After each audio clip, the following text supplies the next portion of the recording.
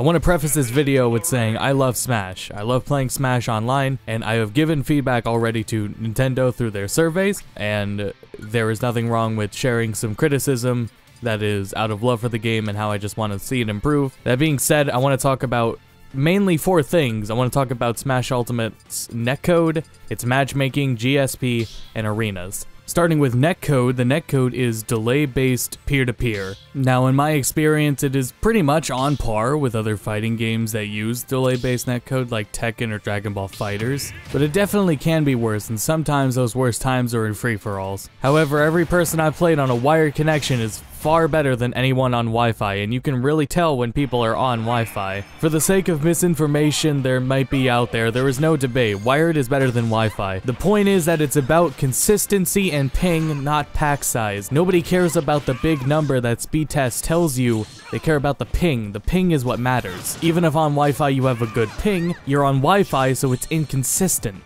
and it can be felt. Next, I want to talk about peer-to-peer because a common thing brought up, especially with Nintendo, is, you're paying for peer-to-peer. And for the most part, that's true, but not with Smash. Not with games that require accuracy, and Smash requires accuracy, thus it needs peer-to-peer. Dedicated servers result in an extra step and tick issues. Now, would you rather have the laggy matches that you do have, or would you rather have a match where nothing you do is actually what's happening, you're constantly missing, visually seeing yourself go through someone, your attacks go through them? So would you rather have a laggy match or an inaccurate match? Ideally, the answer would be neither, but the fact of the matter is that at its peak, at their absolute best, dedicated servers can't compete with the quality of good peer-to-peer. Now, when the answer is neither, there is a solution.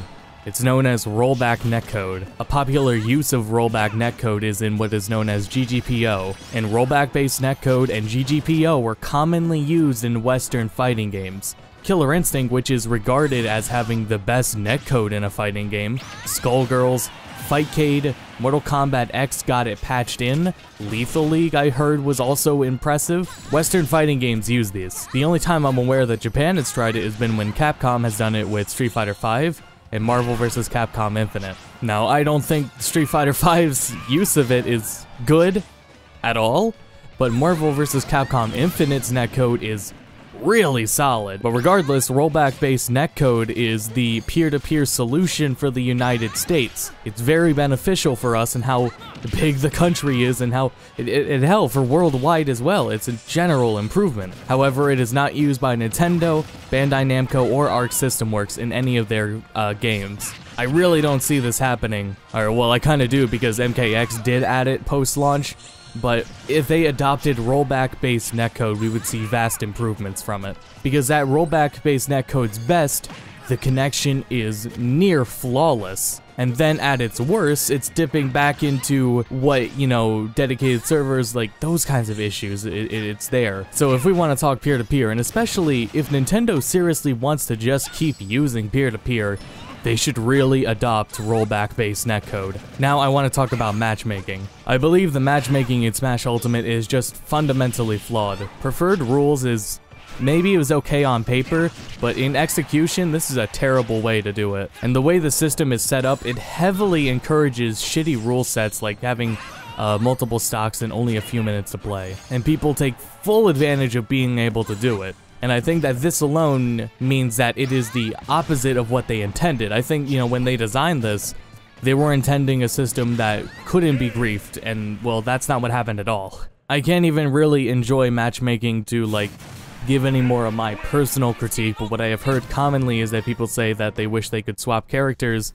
when they're deathmatching someone, and I think that is fair because Smash is a game where you would want to do that in, as opposed to some other fighting games. Especially with how fast Smash loads, it wouldn't be a problem. And the fact that you have to go back to a training area between each match you play anyway, so what would be the point of not bumping you to a character select? I also wanted to add that there should probably be filters such as connection. I can understand why they did this, but honestly, in a game where you can replay infinitely with someone mid-matchmaking, I don't care if it takes me 5 minutes to get one match, because I can have way more time playing in you know, however long with one person, then, you know, that 5 minutes wasn't a big deal. And this just comes from the mentality of doing it in other fighting games, you know, I don't mind it. But I mean, it's Smash, it wouldn't even take 5 minutes, even if there was a really strict connection setting. And also, if there was a connection filter, they wouldn't have to worry nearly as much about matchmaking based on location. Let me tell you what I believe the actual purpose of the preferred rule system is. It is to make sure that everyone has the largest pool of people possible to match with, which is an active issue in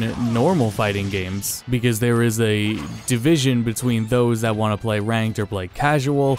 And let's look at Soul Calibur 6. Soul Calibur 6 coming out of the gate knew how small a potential audience could be, and while Smash isn't a small audience, that's kind of my point why they don't need to do this, but Soul Calibur. Ranked is actual matchmaking, casual is only lobbies. There's no casual matchmaking at all. I think this is also why in Soul Calibur 6 they allow creative characters to be used online and in ranked matchmaking, despite everything about them changing and nothing about, like, you're not able to learn matchup knowledge or anything if you're fighting Create Soul characters, because it changes their body properties and everything like that.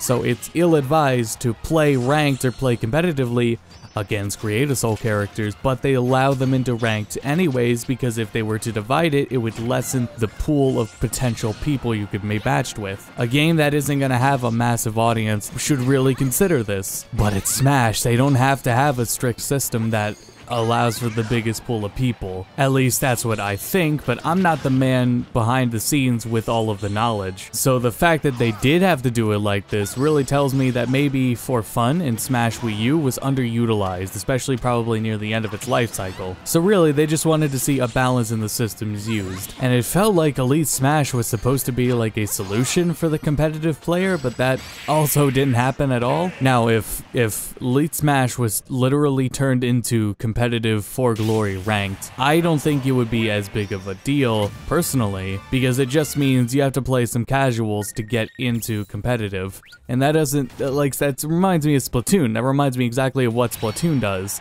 It actually takes really long to get into ranked for Splatoon when you first start it. So if, you know, if I have to suffer through some free-for-alls or whatever, some fun games just to be able to want to play some competitive 1v1 in actual settings, then, you know, that's fine. Now, there was a patch 1.2, and this came like a week or something after the game released, and it led to much more consistency in matchmaking with preferred rules. While contrary to what I've just stated, because they're willing to definitely let you have what you want, I think you should just go to full mile in letting you have what you want, but they can't do that overnight. They can't do that within 1 week. So this patch is actually perfectly fine. You know, they're gonna take more time to fix things over time. It was very clear that the entire idea of matchmaking in this game, and especially Elite Smash, was all just experimental. It was okay for there to be flaws because, you know, they were trying something really new and ambitious, and of course they could just update post-launch. But yeah, I very much dislike matchmaking, and it is not how I play online at all, and I want to talk about GSP real quick. Global Smash Power is an absolutely pointless number that just goes up and down by hundreds of thousands, and if you play your favorite characters in free-for-all matches, you get punished for it because only first place in a free-for-all gets points, everyone else heavily loses them. The balancing between how many points you win or lose against someone else's GSP is completely fucked. It doesn't make sense, and it doesn't work if you actually care about this number. And if you do, it just encourages you to play characters you don't actually play and punishes you for playing some characters constantly. Now, this is a little less of a point now that the matchmaking has been patched, so you get 1v1 matches usually when you ask for them, but we still have to deal with the preferred rule system fucking everything over for matchmaking, so that's why I just don't play matchmaking at all.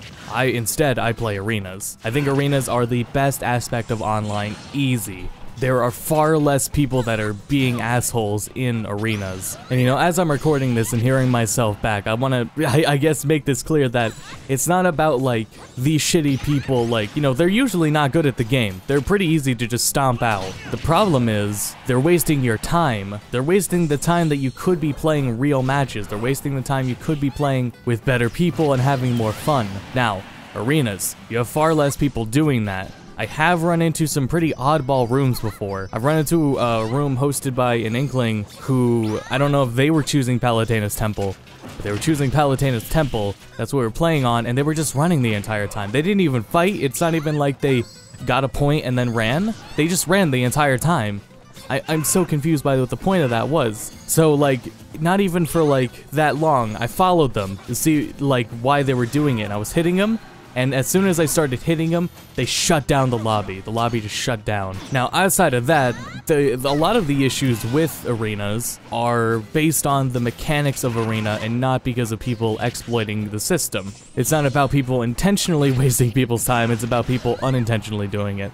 So I feel that arenas should really be expanded upon. They're fine how they are, they don't need a fundamental change, they should just be improved upon and expanded. So here's my ideas. Add the option for how a match starts. Maybe only a host can start the match in the ring, or a better solution, only let the match start when there are enough people in the ring. Add the option for it, don't automatically make it every time, but add an option to only start it when a certain amount of people are in the ring. Also, don't kick people out of the ring just for swapping characters. People don't like going back into the, the rotation, and there's no real reason for punishing people for doing that, and people lose their spectating spot too if someone's rushing and trying to get the match started, and you don't have like any communication with them, so they're just constantly spamming start, why aren't we starting? And it's because you're waiting for someone to get into spectate or something. Or because, there's 4 people in the room, but there's 3 in the ring and you're just waiting for the 4th person to get in. Why start early? Just wait for everyone to get in. But it's okay, that would not be a problem in the first place if, they just added some extra options. So yeah, don't kick people out for swapping characters. There should be a rotation setting for if someone is constantly winning in a 1v1. Now, listen, that's the thing that Tekken does. It's a great idea. It's, it's a King of the Hill lobby. But, sometimes if someone's just constantly winning, no one else is really playing.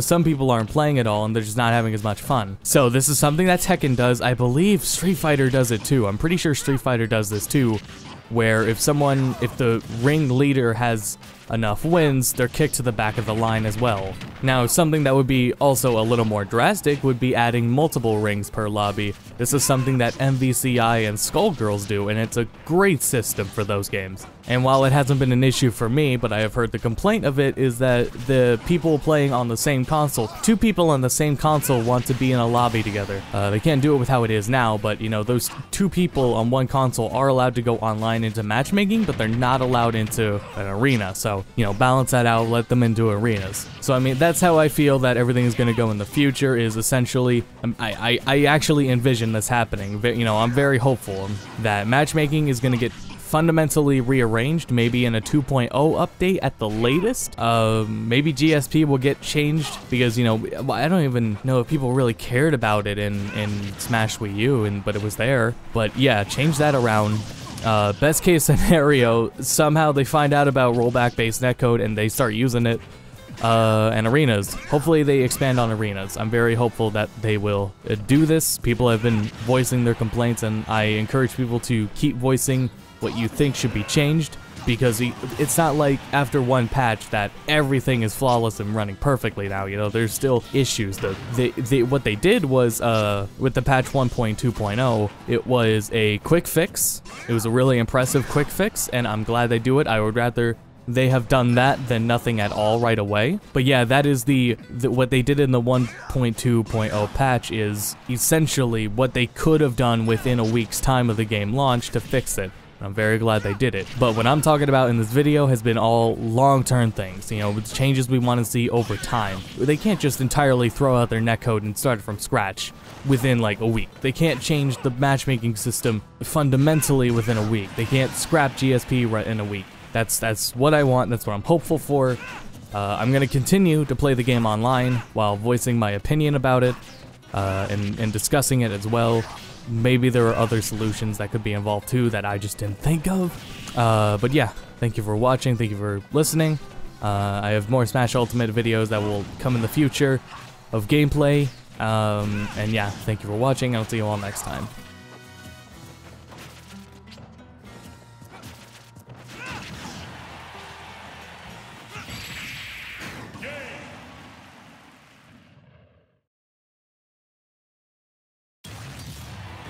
Looks like I'm the last man standing.